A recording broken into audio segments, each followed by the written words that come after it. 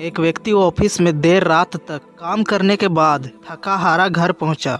दरवाजा खोलते ही उसने देखा कि उसका बेटा सोने की बजाय उसका इंतजार कर रहा था।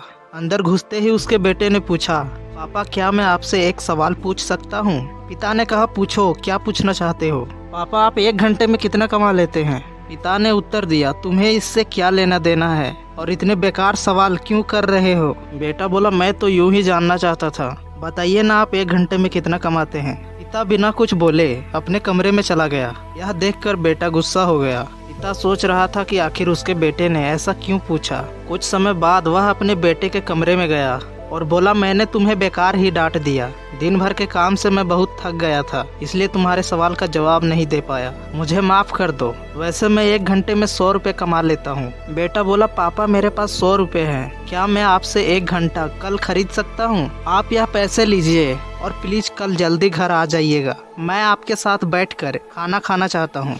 यह सुनते ही उसके पिता के आंखों में आंसू आ गया। दोस्तों, जीवन में कई बार हम अपने आप को इतना व्यस्त कर लेते हैं कि हम उनके लिए समय नहीं निकाल पाते जो हमारे लिए खास होते हैं। अपने व्यस्त जीवन में भी हमें अपनों के लिए समय निकालना चाहिए। इससे हमें और हमसे जुड़े लोगों को खुशी मिलती है और हम एक दूसरे को समझ पाते हैं।